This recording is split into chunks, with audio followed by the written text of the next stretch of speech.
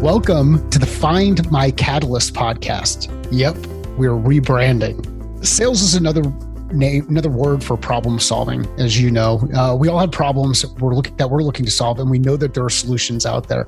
This could be due to a lack in confidence, comfort, or just not wanting to be salesy. So why would we call this the Find My Catalyst podcast? One, as we move forward, I want to focus on bringing in some guests that can be a catalyst for you to get ready to start making some change. Some of those changes relate to problems that you're looking to solve. And if you've been listening for a long time, you know that I look at sales as a problem-solving function, connecting the dots between problems that are known, solutions that are out there. Those solutions may be known, problems may be known or unknown.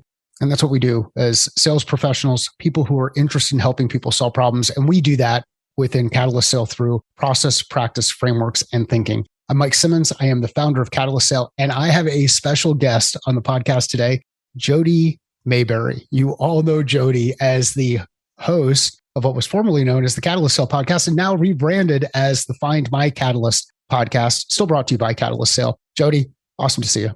Mike, that is quite a way to spring a name change on me. We've been doing this show together for years. Even the episodes I'm not on, I produce.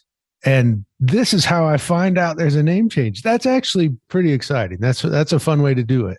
Well, and what I thought we'd talk about we'll start out just with a conversation around catalysts. And you were a catalyst for me. I met you through listening to, first reading Lee's book, then listening to the podcast that you produce and host, the Creating Disney Magic podcast. And that led to me reaching out to you, us having a conversation, and then creating the Catalyst Sale podcast a number of years ago. So you were a catalyst, so to speak, in making that change happen, making this podcast come to life. So why not have you on as the first guest of the Find My Catalyst podcast? So welcome to the show, Jody. Oh, Mike, that's a treat right there to be the first guest on the newly renamed Find My Catalyst podcast. And everybody will be able to find it in the same place. We're going to work through how all the naming conventions, that kind of stuff happens. But from a branding perspective, you'll see this as Find My Catalyst. So Jody, can you share the name of someone who is a catalyst for you? Someone who helped inspired something to change. So who's a spark? Who's a catalyst for you? Since it's podcasting that connected me and Mike Simmons, I am going to list and shout the name Jared Easley as my catalyst because he is the one that got me into podcasting. He's the one that originally asked me to be a guest co-host on his podcast, Starve the Doubts.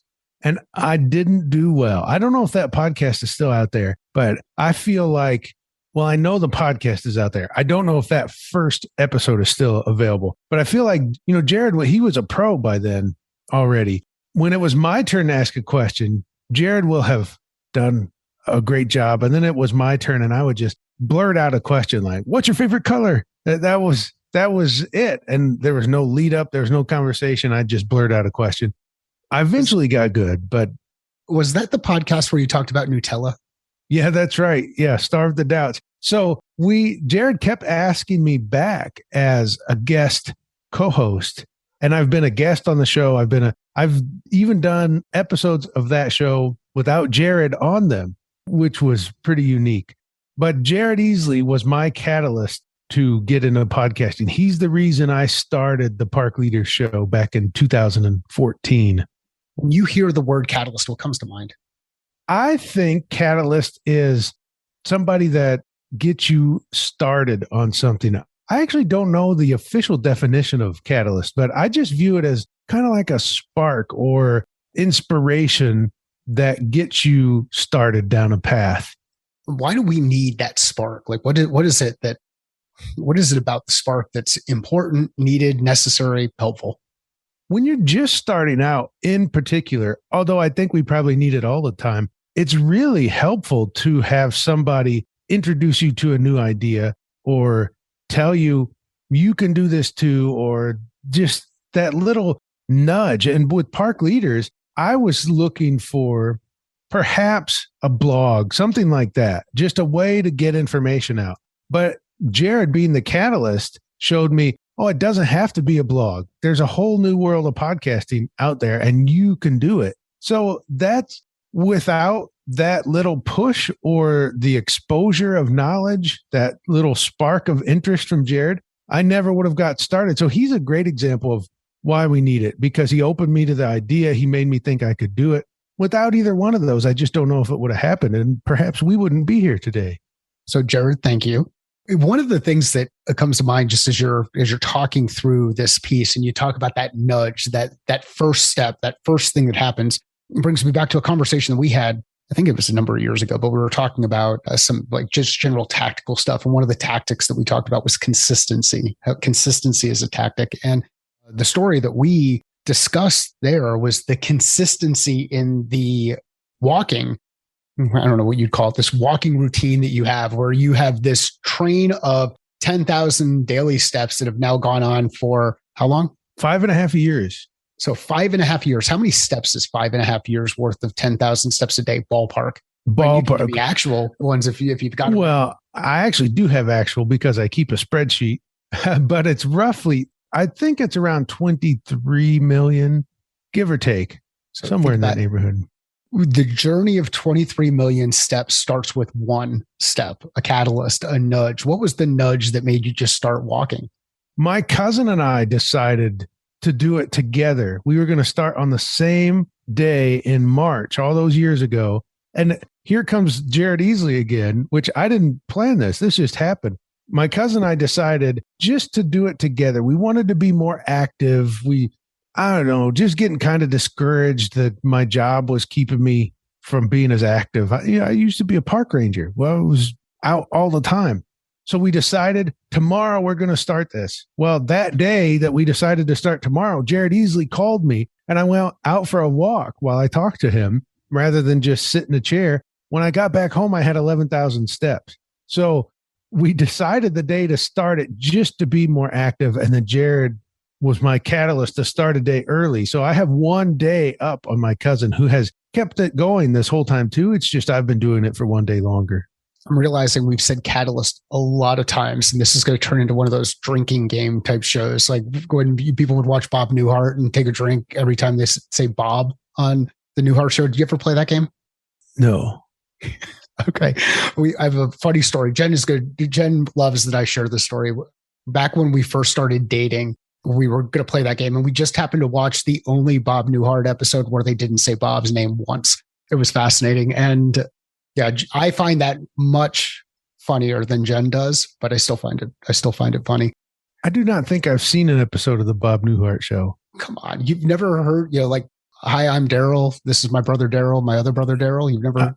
I've heard that. Yeah, I've heard that reference and I know who Bob Newhart is, but I don't think I've ever seen the show. You gotta watch the show. The show's a good show. It's a staple of American life from way back when. So anyhow, let's talk a bit more about some of the things that you do as a catalyst out there in the marketplace. So you help people get their voice out there, get their message out to in a way that they probably never thought was possible, or they didn't know where to start.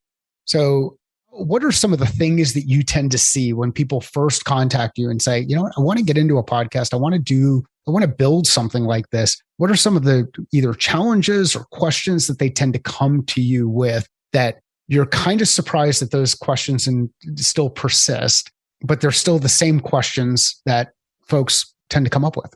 There's some layers to this because what started as podcasting has grown into something bigger where podcasting is just a piece of it.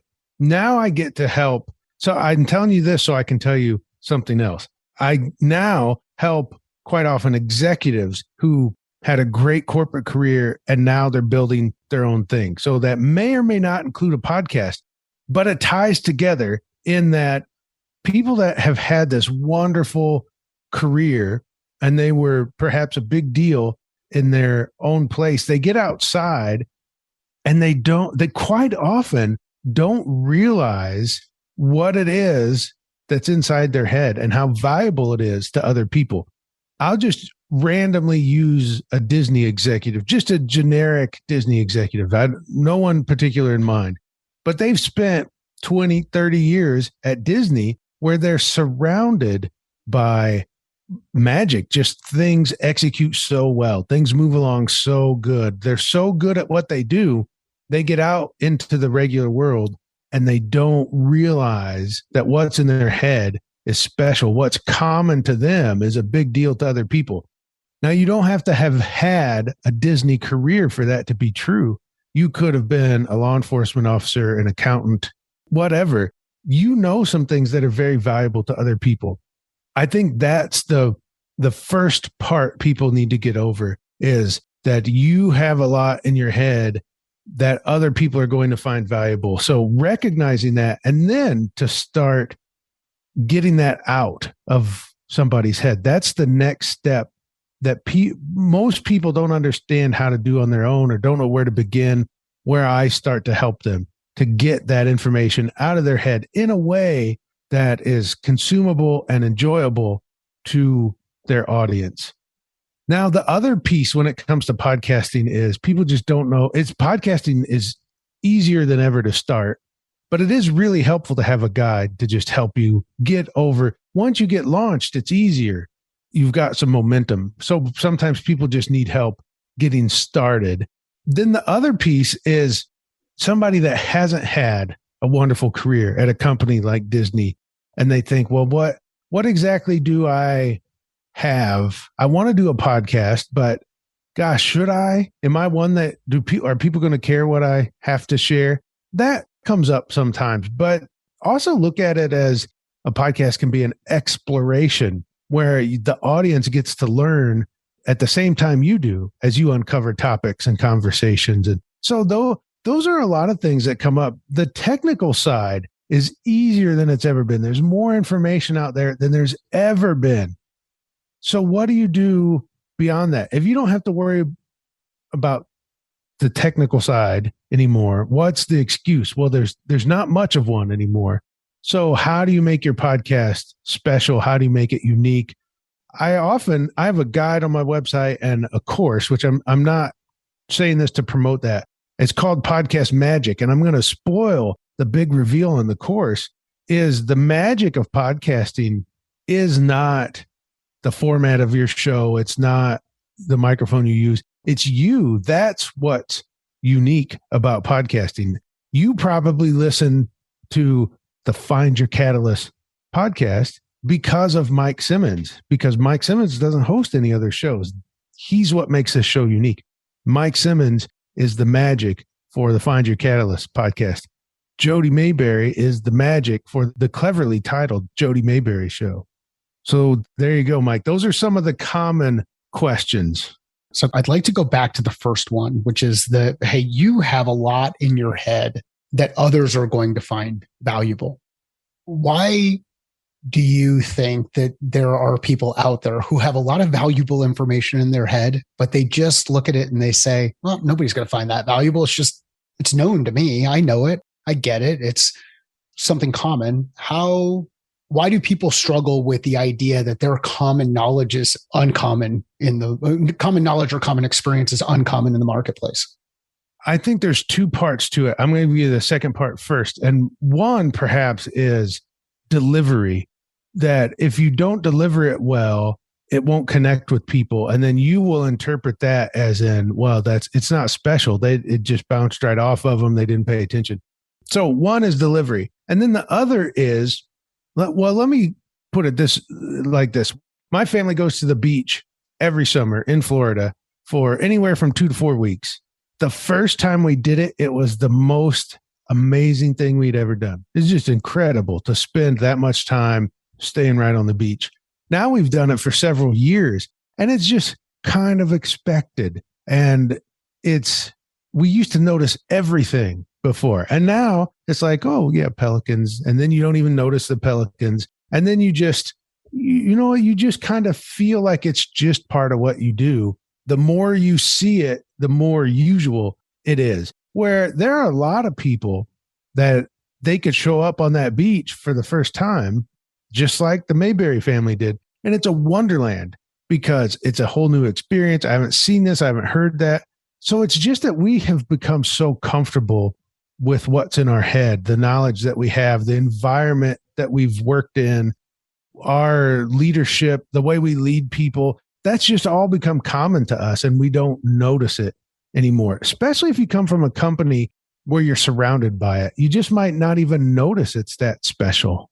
One of the cool things you do on your Instagram feed, and we'll include links to all of the stuff that we discuss here in the show notes. Another thing that Jen really enjoys, all of the links that we can refer to. In your Instagram feed, you will share, and I forget exactly how you brand it, but basically it's a minute in nature or a couple of minutes in nature. And it's so simple, but it's also so amazing and peaceful and enjoyable to watch, because your minute in nature, depending on where you are, is completely different from my minute in nature. My minute in nature usually is on a golf course with a desert background and maybe a roadrunner running through. I can't imagine that you see many roadrunners up in Washington State or when you're out in Glacier. So what was it that made you say, hey, here's a way that I can share something that's actually really simple that people will appreciate that I might miss each time I pass it? Well, that minute in nature started because I was ready to give up on social media. I just didn't like it. Still don't. I don't like what I see on there.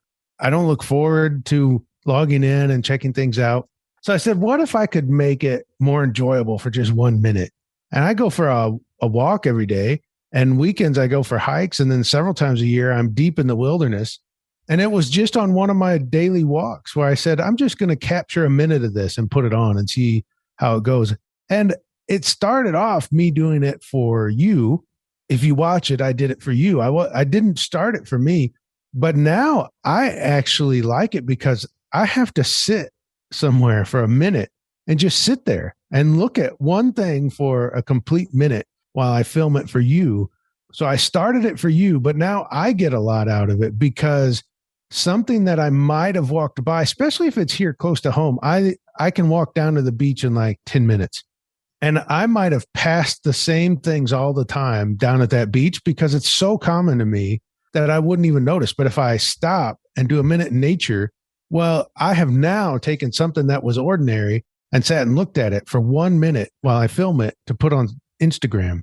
So that I think that is a real key to things. And this is the same thing. I know I could go on talking about minute nature for quite a while, but it also helps when it comes to what's in your head for someone else to see it. A good example, Dan Cockrell and I were at a conference, and he's on stage before I joined him, and he tells something, and I thought, I have never heard Dan mention this before. And I'm in the back of the room and I see people taking notes. I'm like, ooh, this is really getting people's attention. And when we were done, I said, hey, Dan, that thing you talked about, I've never heard you mention it. And he's like, oh, that's just a thing we do at Disney. Just completely blew it off. I'm like, no, Dan, that's something special. Everybody was paying attention to that. We need to turn that into something. So that's just an example of you sometimes need someone else to capture the minute nature of you, because what Dan was saying was so ordinary to him. 26 years at Disney, I'm sure he had heard it all the time. It wasn't special. And it took someone else to be watching, listening and saying, ooh, that's really good. And then watching this, luckily we happened to be in front of a large crowd of several hundred people, and so many of them were writing it down. So it's the same concept of my minute in nature, to just sit with your content for just a little bit and say, what is this here? Is there anything, is this special? Is it different than what else I'm seeing? So the minute in nature concept, even though I had never thought of it this way until Mike asked the question, I think it can apply to what you know, can you just sit with it for a minute and listen to it and hear it and say, what's special about this? And then I think the other thing that came out in what you just shared there is the whole idea of perspective. You had the perspective of what was happening inside the audience and could see certain things that were not necessarily apparent to Dan, either because the way the lighting was set up or because he was in the moment relative to whatever it was that he was conveying. And without that other set of eyes, you're not able to gain the benefit of starting to see what is actually resonating with people, what's making an impact. And this is one of the reasons why I'm really excited about continuing with podcasting. Podcasting is something that I really enjoy. I enjoy having conversations with people and having those conversations go back and forth. One of the things that I've missed over the course of the last bit of time, because Jen's been taking care of all the show notes type stuff and I've outsourced different components, is I had not listened to an episode of the Catalyst Sale podcast, and now find my catalyst as we go forward. But I had not listened to one in months and probably a year. And what I realized is there are a number of bad habits that I've allowed myself to get back into that I started to correct early on in the podcast journey, and then didn't realize I fell back into those. Rambling, as an example, talking, adding more words than are necessary to get a point across, not having things be really conversational. One of the things that is noticeable in the episodes that we do are when we've got good kind of synergy and chemistry between me and the guest that's on there. There's a natural conversation. But there are some episodes where there's not that natural conversation, where maybe I'm forcing something or I'm trying to rephrase things that they say so that the point comes across.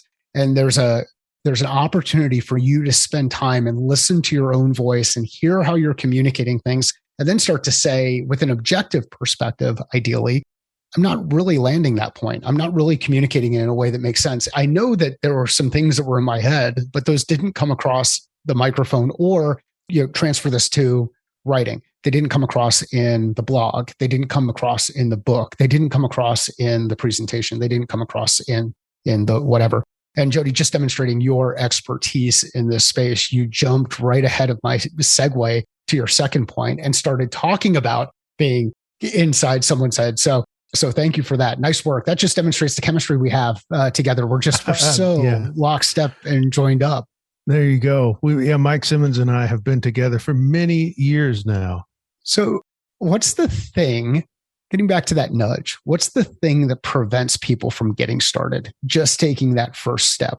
And we've talked about a couple of different things, but is there something else that jumps out at you that says, this, if I could just give everybody that little push, just by listening to this, everybody who's listening, they'll get that push. What's that push that you'd like to be able to give everybody that gets them started? Or what's the thing that prevents people from just getting started?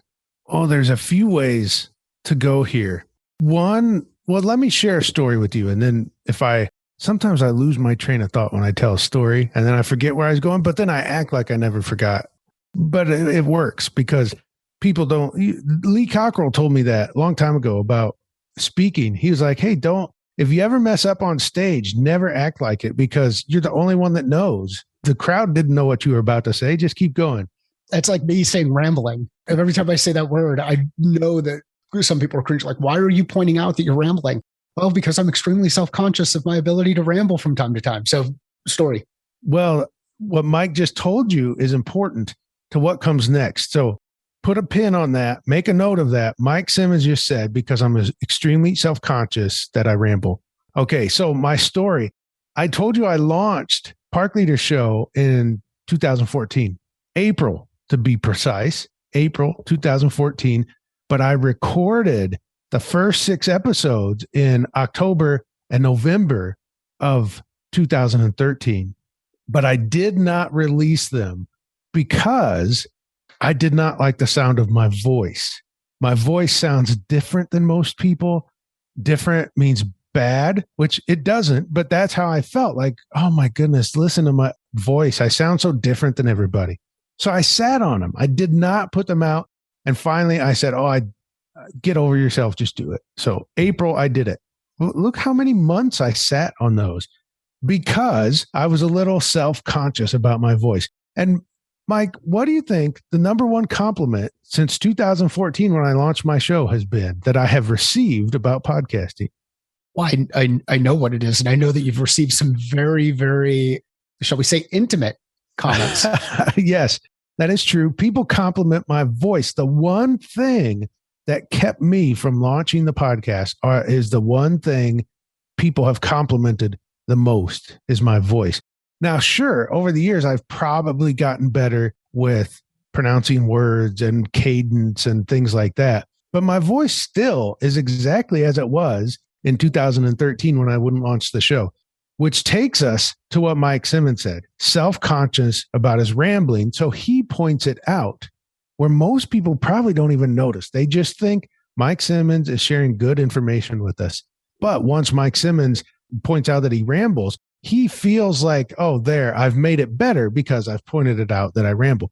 At least he still puts the show out, though, knowing that he's prone to ramble, rather than say, I can't podcast because I'm prone to ramble. Not only did I admit that sometimes I think about rambling, you now have just validated that I'm prone to rambling. So, Jody, I just want to thank you for being an amazing friend. No, I was saying the thoughts that are in your head, Mike. So what goes on, whether it's podcasting or starting a blog or fill in the blank, there's usually just one thing that is holding somebody back. It could be self-conscious about your voice, about rambling, about whatever. There's usually just one thing. So the other piece that I think holds people back, I'm going to say there's three pieces. So the next one is, I don't know where to begin. Okay, the technical stuff, I can get around that because it's everywhere. But where do I begin when it's time to start a podcast? Where do I begin if I want to start a business? Where do I begin if I want to do this thing I've thought about for a long time? That's the other piece. The third piece is that often we need somebody to show. It's almost like people need permission, even if that's not the right word. Just somebody to say, Mike, you can do it. I know you can. Or Mike, I believe in you. I know you can do it. When I was a park ranger, I first was a financial analyst at a commercial bank who became a park ranger and felt very much out of place for several months because of that, because my background was not like everyone else around me. Then when I went to the academy, as law enforcement park rangers do, I was elected class speaker. So I got to give the presentation at the academy. Then when I got commissioned at the Capitol building, the director, when he pinned my badge on my chest, he said, there's the class speaker. You're going to be director someday. And that perhaps he said that to everybody. I really don't know. Maybe he said it to every single ranger he pinned a badge on. But by doing that, he showed, so here's somebody of high importance. He noticed me, he remembered me, and he said in his comment, basically, you're special and you're going to do big things. From that point forward, I always acted like I was going to be director someday. Not all uppity, like, oh, look, I'm director. Just that, okay, if I'm going to be director someday, I've got to learn more. I've got to do more. I've got to understand this. I have to understand how parks work and all of that. It really just inspired me that it doesn't matter. I was a financial analyst just a short while ago. The director said, I'm going to be director someday. It's just a great example of how sometimes you feel self-conscious about something of yourself, as I was as a park ranger because of my background, and somebody just saying, no, I believe in you. You can do it. And then the same happened when I got back into the business world. I thought, oh my goodness, it's going to get in my way so bad that I'm a park ranger. I don't want people to know because executives, Mike Simmons is going to hear Jody was a park ranger and think, oh, well, he can't help me. So instead, I tried to focus on having an MBA, but there's a lot of MBAs out there. There's not a lot of park rangers that are out there doing what I'm doing. And that, it turned out the thing I tried to hide was the thing people enjoyed the most was my park ranger background. So those are the three things I would say. I think the just as you're going through that, and I started doing some searching over here to the left just so that I could get the author's name correct. But Don Miguel Ruiz has a book out there, The Four Agreements. And one of the agreements in the four agreements is be impeccable with your word. And one of the reasons why being impeccable with your word is so important is because words have meaning and can have an impact, a direct impact on what people think, how people feel, what people do. They can be that nudge, that catalyst that can inspire someone like Jody, who was a speaker in the Academy group and now has someone who believes in him, whether it's the person says the same thing to everybody else that goes through there, or just said it to Jody because they just got this sense. Jody walked away with this sense of power, this feeling of, I can do this. I can move forward. I feel comfortable taking that next step. I can get out of my own mind as I move forward. And I think this is where it's so important for us, everybody that's out there, to find those people in their lives, in whether it's work or home or community or wherever it is, find those people in their lives who bring positive energy and support and can help you move forward. Now, it's also really important to find those people who push back too, because sometimes you get so caught up into the thing that you're doing where you feel like this is the right way and this is the way to keep moving things forward. And just having that guide standing next to you to give you a little bit of a nudge in the right direction can help change your perspective and significantly impact your ability to have the impact that you want to have. And whether it's a podcast or it's blogging or putting together a book, which has been on my list of things to do for an eternity. And I think Jody, how are you coming along with your book? Do you still have a book, or what's going to be bad is I'm going to find out that Jody already published the book and I didn't read it. So Jody, where are you at with your book? Well, I am probably 3/4 of the way done with the first draft. I will add to that, because if I don't, Mike will. I have been 3/4 of the way done with the first draft for 6 months. So you say that with a smile on your face. And I don't know how well the smile came across the audio waves, as I expect it does. But why is it important to have someone like me who says that to you when you know that's what's going to end up happening? But also know that I come at it with a genuine interest in you being successful, and also know that I'm not even close to, like, I'm 3/4 of the way through 3 of the first 3 chapters of a book that will be written at some point in time. It does help to have people that, if I know Mike's going to ask about it, I don't want Mike to ask about it a month from now. And I say, well, okay, if Mike asks this time and I say, I'm at 41,000 words, and he asks a month from now and I say, well, Mike, I'm still at 41,000 words. I want to at least be like 45,000 words next time Mike asks. That's why it's important to have people around you. Now, keep in mind, and Mike touched on this, he's not saying it to say, see, Jody, you're never going to get this book done. He's doing it to say, Jody, you need to get that book done because it's going to be good. People want to hear what you have to say. It's just a friendly reminder, just a little poke in the side saying, hey, where's that book? Where's that book? And I used to mention this on my own podcast. I would give people the word count of my book sometimes, or say, email me, and I will tell you my word count. And people started doing it. And then when my progress stalled, I haven't mentioned it because people will reach out and say, hey, what's your word count? Now I'd have to tell them. Jody, this has been an awesome conversation. Has anything come up that you're surprised? Is there anything that hasn't come up yet that you're surprised hasn't come up in a conversation? No, I don't think so, except I'd like to touch again on how Mike and I got connected. He heard me hosting Lee Cockrell's podcast, and I know the word catalyst has been used a lot. That was intentional in the beginning, but I'm going to use it again because Mike used that as a reason. So it had been in his mind, maybe we should do a podcast.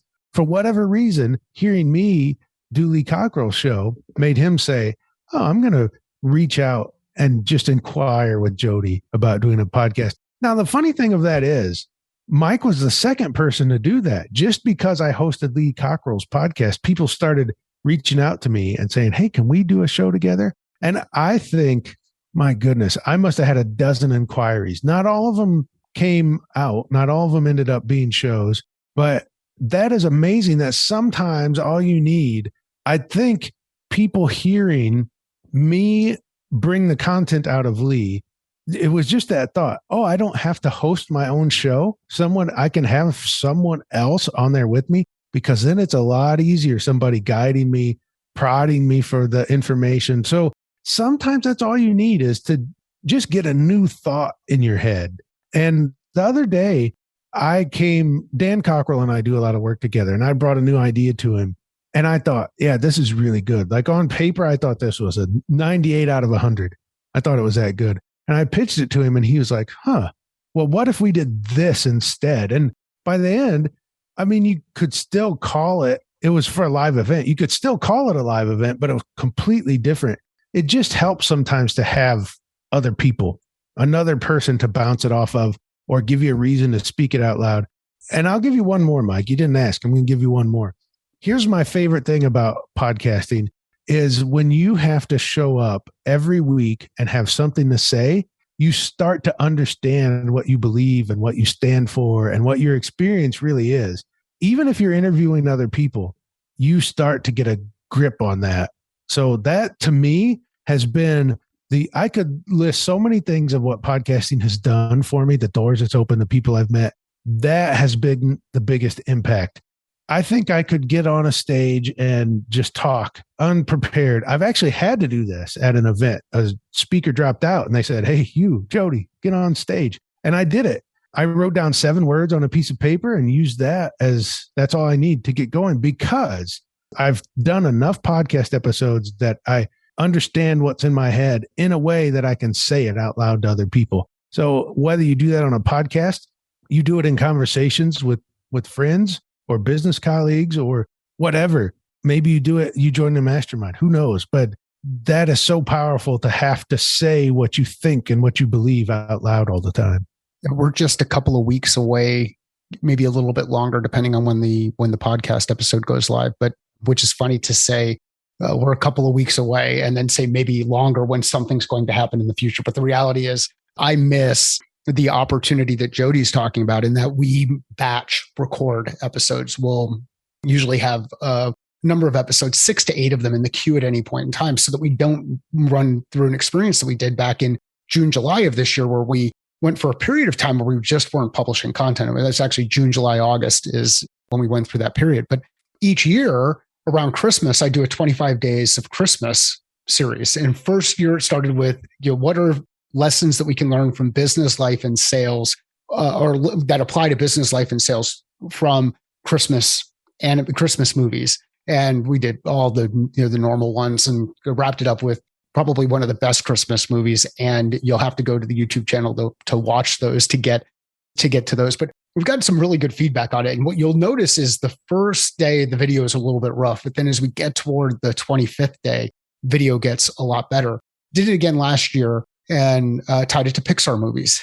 This year, I'm going to do it again. And no, I'm not going to share what we're going to tie it to. But what happens in that daily practice is I get more comfortable in front of the camera. I get faster with the editing. I have to do less editing so that we can get those clips out. And last year, I got to the point where I could turn the camera on and publish the video within, I think my fastest was 12, which just under 12 minutes. But it's in that 12 to 18 minute period of time. And that's just quick, rapid content creation. But it's doing the work. It's going through and doing the practice and getting that repetition.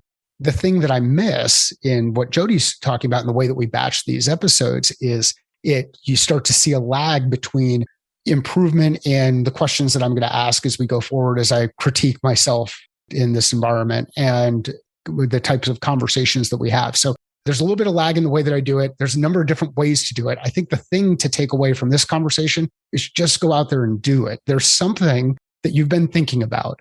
You may have been thinking about it for days. You might have been thinking about it for weeks, months, years. For some of us, we've maybe even thinking about these things for decades, but something has gotten in the way of you taking that first step. Go out there and take the first step. And when you take the first step, let me know through the Catalyst Sale Twitter account.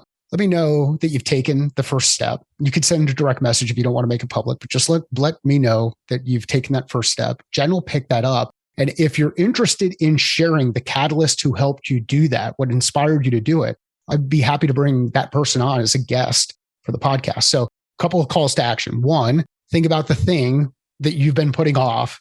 Get out there and do it. Share that you did it. And if there was somebody who inspired you to do it, let us know who that was, and maybe we'll get them on the podcast. Jody, anything to share as we wrap up? What you told us is a great way to end it, Mike. If you've got the one thing, just do it. I like that. There's not much I can add upon that to make it better. And what a fun idea to reach out and let Mike know who your catalyst was and then have them on the show. That's really good. Mike, I would suggest my granny, but that's not an episode that's going to happen unless you have some capabilities I'm not aware of. I do not have those capabilities. If I had like a time stone or some way that I could go back in time, I might be able to do it. But I think we've talked about your granny enough that I could kind of get a sense for some of the things that you might share there. And it's awesome to have a granny who can inspire you and continue to inspire you, to leave a legacy that goes well beyond their years and their time on this planet. So if you take a couple of things away from the conversation, and these will be in the show notes, but the big one is you are unique. You bring something unique to the conversation. You've got something that you can share with others. You may share that in social media. You may share that in blog posts. You may share that in a podcast because you were compelled to do it. To Jody's 1 minute in nature, do it in a way that leaves the place in a better place than it was when you got there. And I was never a Boy Scout. Jody, I think you know, what's the Boy Scout motto when it comes to camping? I was not a Boy Scout either, but I think it's leave it better than you found it. Does that sound right? Leave your campsite in a better place than when you found it. And if you can leave everybody in a better place than where they were when you found them or when they found you, then I think you're doing some pretty good things. And we can turn some of the challenges associated with social media around one person at a time, one story at a time, one episode at a time. Jody, thank you for being an awesome friend, for being a partner as we've worked through all of this. We wouldn't be here. Episode 257 went live earlier this week. This will go live as 260 something and change probably. We wouldn't be that far along if it wasn't for you. So thank you very much. Oh, you're welcome, Mike. We need to start planning that 300 episode party too. It's coming around. So I've got a really hard challenge with 300. I went looking for my 300th. I can't even think about it, but 300th version of Spider-Man. It was basically comic book number 300, which is pretty important. McFarlane inked some things in there. There's some things that were happening. While I went through and finally got a hold of a box of old comic books. I've got 299 and 301. Actually, I have 296, 298, 297, 296, 297, 298, 299, 301, 302, 303, 304. Which one of my brothers stole number 300 from me? We'll figure it out. We'll find it. Well, I want to thank everybody for listening to the Find My Catalyst podcast. Take that call to action, do the work, share it with us. Jen will pick it up. And if you know of someone who would find this episode valuable, please share it with them. Let us know via social media. And I'll wrap up with the traditional tagline, which is sales is a thinking process. How are you thinking differently about yours?